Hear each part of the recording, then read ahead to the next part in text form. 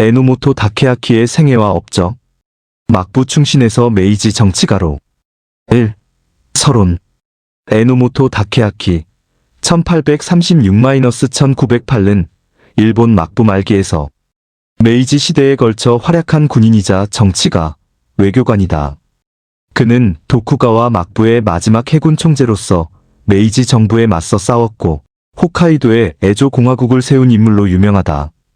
패전 후에는 메이지 정부에 등용되어 외무 대신, 문부 대신, 농상무 대신 등을 역임하며 근대 일본의 발전에 기여했다. 에노모토의 삶은 격동의 시대를 상징한다. 그는 막부에 충성했지만 새로운 시대에 적응했고 적이었던 메이지 정부에서 중요한 역할을 맡았다. 그의 생애는 단순한 개인의 이야기가 아니라 일본이 봉건 사회에서 근대 국가로 변화하는 과정의 축소판이다. 이 글에서는 에노모토 다케아키의 생애를 추적하고 그가 일본 근대화에 남긴 업적을 평가한다. 2. 초기 생애와 교육. 2.1 출생과 가문 배경. 에노모토 다케아키는 1836년 덴포 7년 10월 5일 에도 현재 도쿄의 시타야에서 태어났다.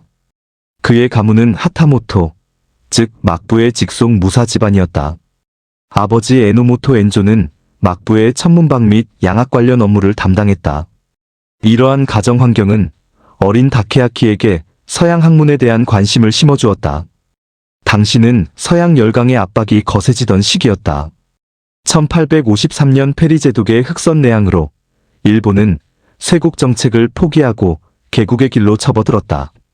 이러한 시대적 변화 속에서 서양의 선진 기술과 지식을 배우는 것이 시급한 과제로 떠올랐다. 에노모토 가문은 비교적 개방적이고 학문을 중시하는 분위기였고 다케아키는 이러한 환경에서 성장했다. 2.2 나가사키 해군전 습소. 1855년 19세의 에노모토는 나가사키 해군전 습소에 입학했다. 이 기관은 막부가 네덜란드의 지원을 받아 설립한 해군 교육기관으로 서양식 항해술, 조선술, 포술 등을 가르쳤다. 에노모토는 여기서 네덜란드어를 배우고 근대 해군학을 습득했다.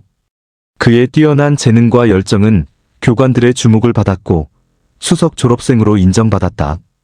나가사키에서의 교육은 에노모토의 인생에 결정적 영향을 미쳤다. 그는 단순히 기술만 배운 것이 아니라 서양 문명의 합리성과 체계성을 이해하게 되었다. 또한 일본이 서양 열강에 대항하기 위해서는 근대화가 필수적임을 깨달았다. 이러한 인식은 그의 평생 활동의 기반이 되었다. 2.3 네덜란드 유학. 1862년 막부는 유럽의 선진 기술을 직접 배우기 위해 젊은 엘리트들을 유학 보내기로 결정했다. 에노모토는 그중 한 명으로 선발되어 네덜란드로 향했다. 그는 로테르담에서 해군학, 국제법, 기계공학, 화학 등을 공부했다. 5년간의 유학 기간 동안 그는 유럽의 정치제도, 군사체제, 산업기술을 폭넓게 접했다. 유학 중 에노모토는 프로이센-덴마크 전쟁과 프로이센-오스트리아 전쟁을 목격했다. 유럽 열강의 군사력과 외교 술책을 직접 보면서 국제 정치의 냉혹한 현실을 체감했다. 그는 일본이 생존하기 위해서는 강력한 해군과 근대적 국가 체제가 필요함을 절감했다. 1867년 귀국할 때 그는 막부가 주문한 군함 가이오마루를 타고 왔는데 이 배는 후에 하코다테 전쟁에서 중요한 역할을 하게 된다. 3. 보신전쟁과 에조 공화국. 3.1 막부의 해군 총재. 에노모토가 귀국한 1867년은 일본 역사의 전환점이었다. 그해 10월 도쿠가와 요시노부 쇼군이 대정 봉환을 선언하며 정권을 천황에게 반환했다. 그러나 이것으로 평화로운 전환이 이루어지지는 않았다. 막부를 타도하려는 사스마번과 조슈번 중심의 신정부군과 막부 지지 세력 간의 대립이 격화되었다. 1868년 1월 보신전쟁이 발발했다. 에노모토는 막부 해군의 총재로 임명되어 8척의 함대를 지휘했다. 그는 네덜란드에서 배운 최신 해군 전술과 국제법 지식을 갖춘 막부 최고의 해군 전문가였다. 그러나 육상에서 막부군이 계속 패배하면서 상황은 악화일로였다. 에도는 신정부군에게 무혈 개성되었고 막부는 사실상 붕괴했다. 3.2 홋카이도로의 북상. 1868년 8월 에노모토는 중대한 결정을 내렸다. 막부 함대를 이끌고 에도를 떠나 북쪽으로 향한 것이다. 그의 함대에는 막부에 충성하는 무사들, 프랑스 군사 고문단, 그리고 막부의 잔존 병력 약 3,000명이 승선했다. 그들의 목적지는 홋카이도였다. 에노모토는 홋카이도를 거점으로 삼아 막부 세력을 보존하고 궁극적으로는 독립정권을 수립하고자 했다. 10월 홋카이도에 도착한 에노모토군은 신속하게 하코다테를 점령했다. 당시 홋카이도는 아직 완전히 일본 정부의 통제하에 있지 않았고 원주민인 아이누족이 많이 거주하고 있었다. 에노모토는 하코다테를 중심으로 지배 지역을 확대하며 신정부에 대한 저항의 마지막 거점을 구축했다. 3.3해조 공화국의 수립. 1868년 12월 에노모토와 그의 동료들은 선거를 통해 지도부를 선출했다. 에노모토가 총재로 선출되었고 이로써 에조 공화국이 탄생했다. 이는 일본 역사상 최초의 선거에 의한 정권이었다는 점에서 역사적 의의가 있다. 물론 참정권은 구막부 무사들에게만 주어졌지만 세습이 아닌 선거라는 근대적 방식을 채택했다는 점은 주목할 만하다. 에노모토는 에조 공화국을 국제적으로 승인받기 위해 노력했다. 그는 프랑스, 영국 등 각국 영사관에 외교 문서를 보내 승인을 요청했다. 일부 국가는 중립을 선언하거나 비공식적으로 접촉했지만 공식 승인은 얻지 못했다. 국제사회는 이미 메이지 정부를 일본의 합법 정부로 인정하고 있었고 에조 공화국은 반란 정권으로 간주되었다. 3.4 하코다테 전쟁과 항복. 1869년 봄 메이지 정부는 에조 공화국을 진압하기 위해 대규모 원정군을 파견했다. 정부군은 신식 무기와 압도적인 병력으로 무장하고 있었다. 에노모토군은 용감하게 싸웠지만 전력의 차이는 명백했다. 4월 주력 함선인 가이오마루가 폭풍으로 침몰하면서 에노모토의 해군력은 크게 약화되었다. 5월 정부군은 하코다테를 포위했고 에노모토군은 고립되었다. 치열한 시가전이 벌어졌지만 결국 에노모토는 더 이상의 저항이 무의미함을 깨달았다. 그는 부하들의 생명을 구하기 위해 항복을 결정했다. 1869년 5월 18일 에조 공화국은 5개월 만에 막을 내렸다. 에노모토는 체포되어 도쿄로 압송되었고 보신전쟁은 완전히 종결되었다. 4. 메이지 정부에서의 활약. 4.1 사면과 복권. 에노모토는 반역죄로 재판을 받게 되었고 사형이 예상되었다. 그러나 뜻밖에도 그를 구명하는 움직임이 일었다. 구로다 기요타카를 비롯한 메이지 정부의 일부 인사들은 에노모토의 재능과 서양, 지식이 새로운 일본 건설에 필요하다고 판단했다. 그들은 에노모토를 죽이는 것은 국가적 손실이라며 사면을 주장했다. 특히 구로다 기요타카는 에노모토의 해군 및 국제법 지식에 깊은 인상을 받았다. 하코다테 함락 당시 에노모토가 국제법에 따라 명예롭게 항복한 점도 호감을 샀다. 결국 1872년 에노모토는 사면되어 석방되었다. 이는 메이지 정부의 실용주의적 태도를 보여주는 사례다. 적이었던 인재라도 유능하다면 등용하는 개방성이 일본의 빠른 근대화를 가능하게 한 요인 중 하나였다. 4.2 러시아 주재 특명전권공사. 석방된 에노모토는 곧 메이지 정부에 등용되었다. 1874년 그는 러시아 주재 특명전권공사로 임명되어 상트페테르부르크로 부임했다. 당시 일본과 러시아는 사할린섬과 쿠릴, 열도의 경계를 둘러싸고 분쟁 중이었다. 양국 모두 이 지역에 대한 권리를 주장했고 명확한 국경선이 필요했다. 에노모토는 어려운 협상을 성공적으로 이끌었다. 1875년 그는 사할린-쿠릴 열도 교환 조약을 체결했다. 이 조약에 따라 일본은 사할린에 대한 권리를 포기하는 대신 쿠릴 열도 전체를 획득했다. 이는 일본에게 유리한 조약이었고 북방 영토를 확정하는 중요한 외교적 성과였다. 에노모토의 협상력과 국제법 지식이 빛을 발한 순간이었다. 4.3 천국 주재 공사.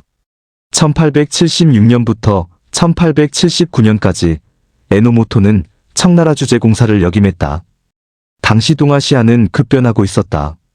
서양 열강의 침투가 가속화되었고 일본과 청나라의 관계도 재편되고 있었다. 에노모토는 베이징에서 청나라 정부와의 관계 개선을 위해 노력했다. 그는 조선 문제, 류큐 문제 등 민감한 사안을 다루면서 일본의 이익을 대변했다. 에노모토의 외교 활동은 단순히 정부 간 협상에 그치지 않았다. 그는 청나라의 개혁파 인사들과 교류하며 근대화의 필요성을 역설했다.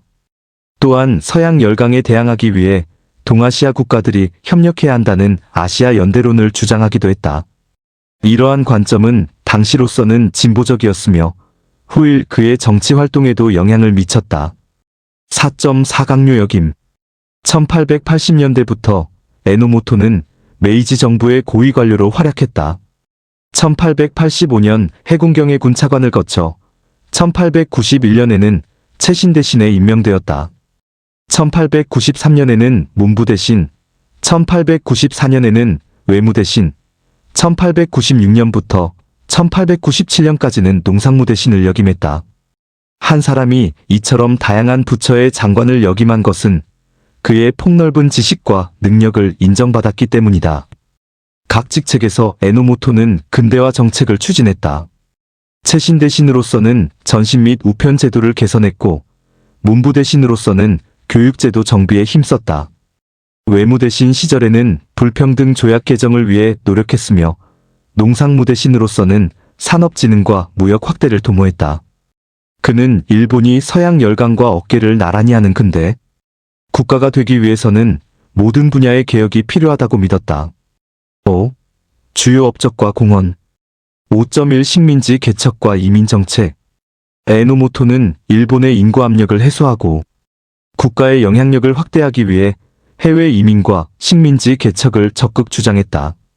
그는 멕시코, 브라질 등 남미 지역으로의 이민을 추진했고 1897년에는 직접 멕시코를 방문하여 이민 계획을 협의했다. 치아파스주에 일본인 농업 이민 공동체를 건설하려는 에노모토 식민지 계획은 비록 실패로 끝났지만 일본의 해외 진출 의지를 보여주었다. 홋카이도 개척에도 큰 관심을 가졌다. 아이러니하게도 과거 그가 에조 공화국을 세웠던 홋카이도는 이제 일본 영토의 중요한 부분이 되었고 체계적 개발이 필요했다. 에노모토는 홋카이도의 자원 개발, 농업진흥, 인프라 건설을 지원했다. 그의 노력은 홋카이도가 일본의 주요 농업지대로 발전하는 데 기여했다. 5.2 과학기술 진흥 네덜란드 유학을 통해 서양 과학기술의 중요성을 깊이 인식한 에노모토는 일본의 과학기술 발전에 힘썼다.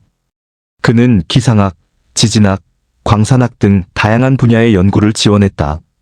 특히 기상 관측의 중요성을 강조하여 전국적인 기상 관측망 구축을 추진했다. 또한 지질 조사와 광물 자원 탐사를 장려하여 일본의 산업화에 필요한 자원 확보에 노력했다. 에노모토 자신도 연구자였다. 그는 화학, 물리학, 천문학 등의 조예가 깊었고 여러 논문을 발표했다. 국제법에 대한 저서도 집필하여 일본의 국제법 연구 발전에 기여했다. 1879년에는 도쿄 지학협회 나중에 일본 지리학회가 됨을 설립하여 지리학과 탐험을 장려했다. 이러한 활동은 일본 과학계의 기반을 다지는 데 중요한 역할을 했다. 5.3 교육과 인재 양성 에노모토는 교육의 중요성을 누구보다 잘 알고 있었다. 문부 대신 재임 시절 그는 실업교육과 기술교육을 강화했다. 일본이 산업국가로 발전하기 위해서는 숙련된 기술자와 엔지니어가 필요하다고 보았기 때문이다. 그는 공업학교와 상업학교 설립을 장려했고 직업훈련 프로그램을 확대했다. 또한 유학생 파견을 적극 지원했다. 자신의 경험에서 해외 유학이 얼마나 중요한지 알았기에 우수한 젊은이들을 유럽과 미국에 보내 최신 지식을 배우게 했다. 이들은 귀국 후 일본의 각 분야에서 지도자가 되어 근대화를 이끌었다. 에노모토의 인재 양성 정책은 메이지 시대 일본의 급속한 발전을 가능하게 한 요인 중 하나였다. 5.4 국제협력과 외교 에노모토는 일본이 국제사회에서 존중받는 국가가 되어야 한다고 믿었다. 그는 국제법을 준수하고 조약을 성실히 이행하며 다른 국가들과 협력 관계를 구축하는 것이 중요하다고 강조했다. 외무 대신으로서 그는 불평등 조약 개정을 위해 노력했고 일본의 국제적 지위 향상을 위해 힘썼다. 특히 아시아 국가들 간의 연대를 주장했다. 그는 일본, 중국, 조선 등이 서양 열강의 침략에 공동 대응해야 한다고 보았다. 이러한 아시아주의적 관점은 당시로서는 진보적이었지만 동시에 후일 일본 제국주의의 이론적 근거로 악용되기도 했다. 에노모토 본인의 의도는 평등한 협력이었지만 시대의 흐름은 다른 방향으로 흘렀다. 6. 평가와 역사적 의의 6.1 모순적 인물상 에노모토 다케아키는 모순적인 인물이다. 그는 막부에 충성하여 끝까지 싸웠지만 패배 후에는 메이지 정부에 협력했다. 이를 변절로 볼 수도 있고 현실주의적 적응으로 볼 수도 있다. 에노모토 자신은 자신의 궁극적 충성이 막부가 아니라 일본 국가 전체에 있다고 생각했을 것이다. 막부가 사라진 이상 새로운 정부에서 일본의 발전을 위해 일하는 것이 진정한 애국이라고 판단했다. 그의 에조 공화국 경험도 흥미롭다. 선거를 통한 정권 수립은 민주주의적 요소를 보여주지만 동시에 그것은 구막부 세력의 생존을 위한 최후의 수단이었다. 진정한 공화국을 만들고자 한 것인지 아니면 막부 부활의 발판으로 삼으려 한 것인지는 여전히 논쟁거리다. 아마도 에노모토 자신도 명확한 청사진을 갖고 있지 않았을 것이다.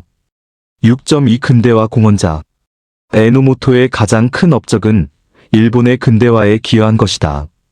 그의 서양 지식과 국제적 경험은 일본이 빠르게 선진국을 따라잡는 데 귀중한 자산이었다. 외교관으로서 중요한 조약을 체결했고 강류로서 근대화 정책을 추진했으며 교육자로서 인재를 양성했다. 만약 그가 하코다테에서 처형되었다면 일본은 귀중한 인재를 잃었을 것이다. 메이지 정부가 에노모토를 등용한 것은 실용주의의 승리였다. 과거의 적이든 아니든 능력 있는 사람을 활용하는 개방성이 메이지 유신의 성공 요인 중 하나였다. 에노모토의 사례는 일본이 어떻게 인재를 활용했는지를 보여주는 좋은 예다. 이는 오늘날에도 교훈이 될 수 있다. 6.3 시대의 한계. 그러나 에노모토도 시대의 한계를 벗어나지 못했다. 그의 식민지 개척론과 해외 팽창 주장은 제국주의 시대의 사고방식을 반영한다. 비록 그 자신은 아시아 연대를 주장했지만 결과적으로 일본의 침략주의를 정당화하는 논리로 사용되었다.